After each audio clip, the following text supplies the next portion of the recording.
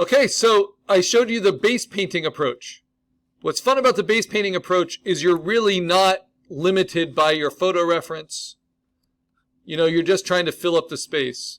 And you can see I filled up most of it, right? Just with that simple brush, holding down Option to steal different colors.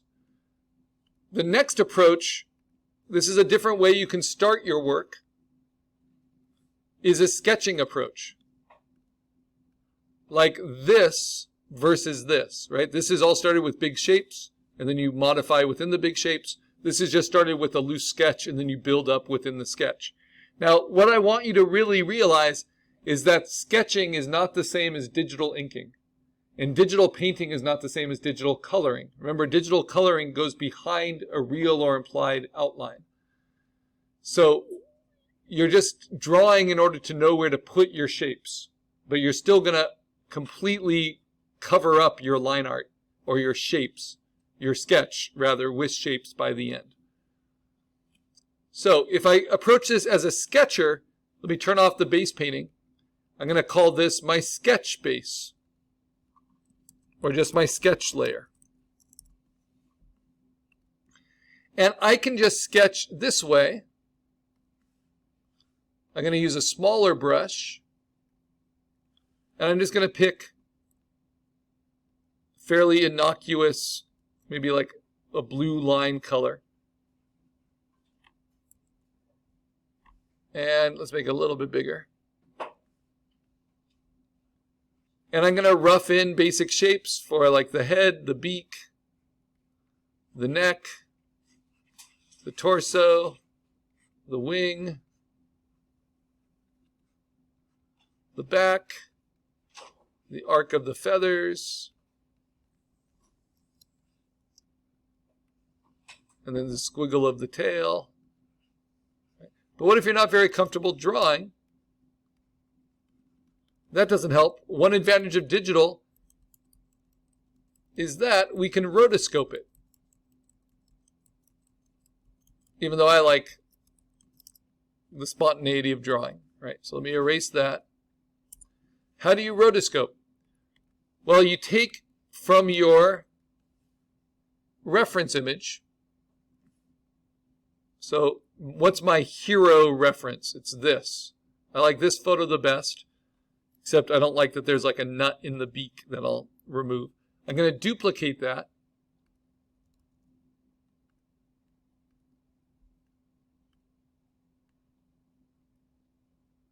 Then I'm going to take that duplicate, so I did Command J, right? And I'm going to Option Command T, size it to where I want it on the screen.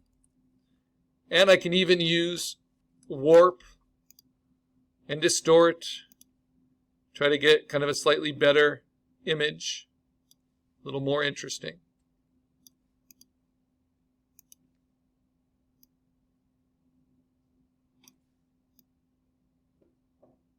Get that wing a little higher maybe, a little bit more gesture in it.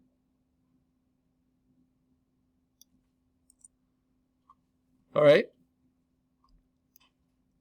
So now I'm going to dim this to about 50%. I'm going to lock it so I don't accidentally paint on that layer. And instead, I'm going to paint on this sketch layer. And I'm just pretty much like tracing paper. I'm going to figure out those shapes. I'm going to kind of analyze my reference. So that's where the eye goes. Here's the top beak.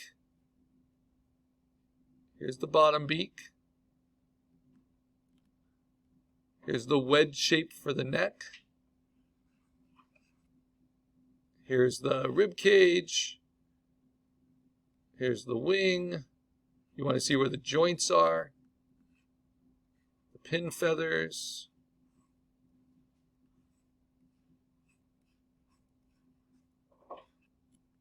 This can really help with portraiture for you to analyze the proportions of your subject matter's face. How much space they have between like their nose and their upper lip, how wide set their eyes are, that kind of thing.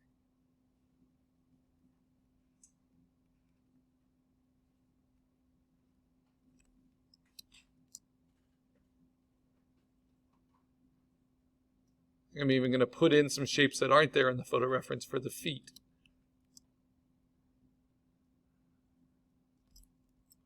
And this is called, when you paint right on top of film or photo imagery, this is called rotoscoping.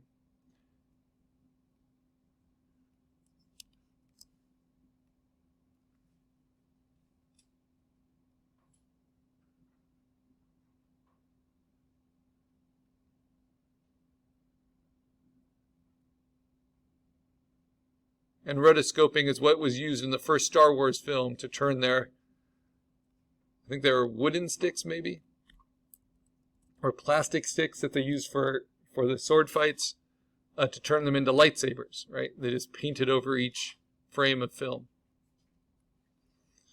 Okay, so now when I turn off my reference, now I have a nice kind of analytic sketch of the proportions of this bird, just like in the assignment directions. You know, the face was kind of mapped out here and then started to be filled in instead of just feeling your way through shapes. There's no better than or less than approach, but I can see a pretty big difference between the silhouettes that I have in each approach. So this is what I'm going to do. I'm going to take my base painting shapes and I'm going to transform them and try to get them to kind of fill my analytical sketch. That makes sense.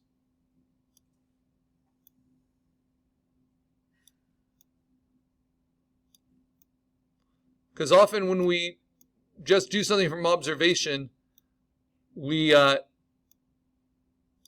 trouble seeing the symbolic proportions of things. We'll often make heads too big. We'll make features too exaggerated. And we'll lose our way a little bit. Because our sight and our brains and that connection often exaggerates what we pay attention to.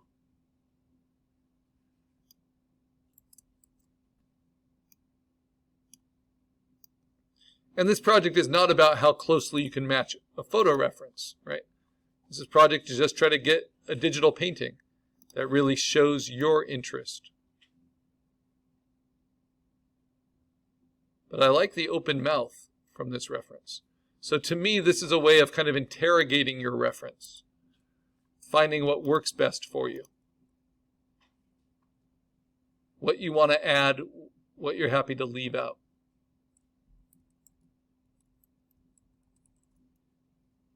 So I really shrunk the size of the head, and I think I like it better that way.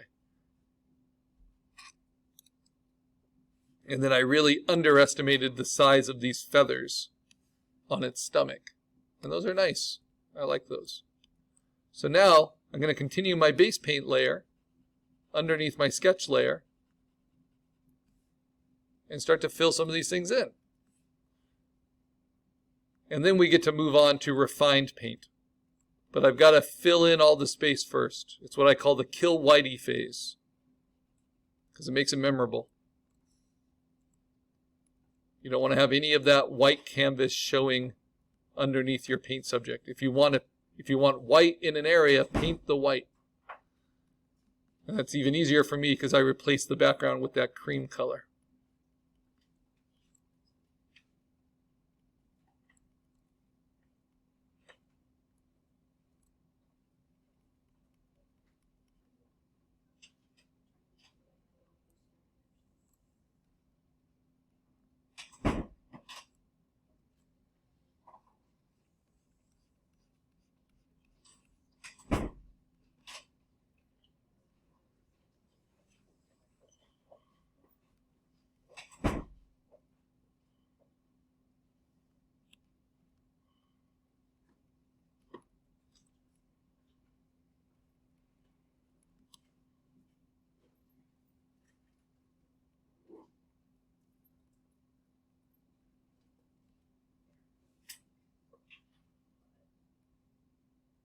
Okay, once I'm satisfied that those shapes have been kind of filled in where they need to be, If I turn off the sketch layer, I should still see all those proportions pretty clearly. And I do.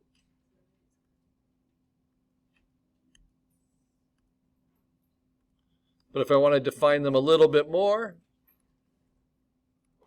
I have that option. This is very different than creating lines and then painting behind the lines. That would be digital coloring, and they're different disciplines. That's because digital coloring has rules, has best practices, whereas digital painting, it's really just based on your own preference. That's why you see so much variety. And you will find speed paintings and things and demos like some of the artists you presented on that start their digital paintings with pretty thorough line art. Like they could stop in the middle and just have a line art digitally colored illustration. But then they might go on to replace all that line art with individual pixels. That makes a digital painting. I'm just trying to be a little bit more efficient, help you be clear about your steps.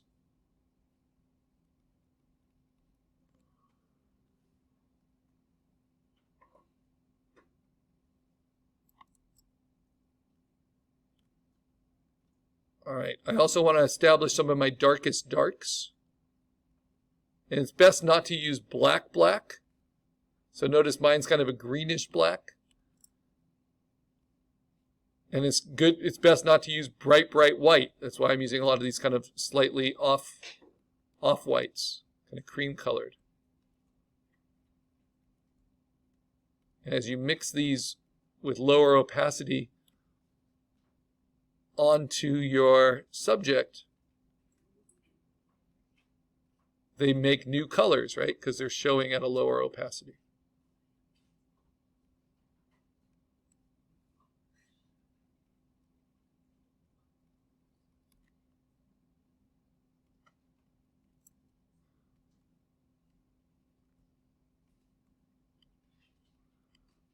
Okay, now if I turn off my sketch, you can see where I want to make a little bit more separation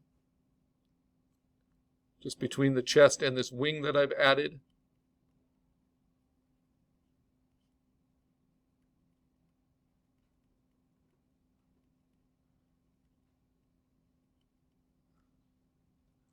I'm trying to put in those brightest lights and those darkest darks. All right, not too bad. Now I'm ready to really make this a more unique digital painting for me. And I think the best way to do that is to create your own brush. All people that do digital painting have their favorite kind of brush presets, settings, and shapes. What you might not know is that you can create your own. And I'm still in Photopea, and I'm going to show you how you create it in Photopea, but you can do the same thing in Photoshop. And I'm guessing, though I haven't used it, that you can do the same thing in a lot of the tablet-based programs as well.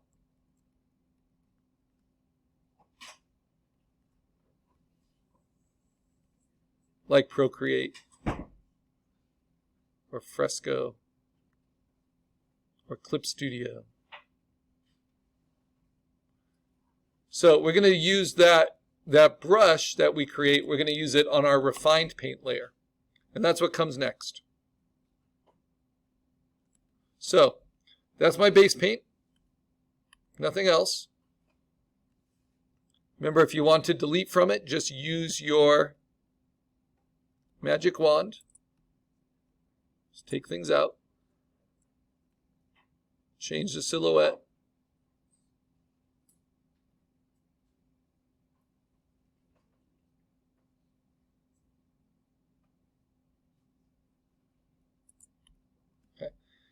Now I'm going to lock that.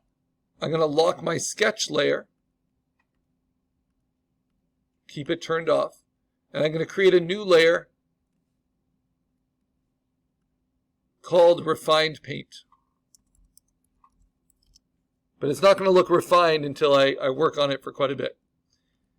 Now, instead of just using the same brush that I'm using, if I zoom in on this, you can see it definitely looks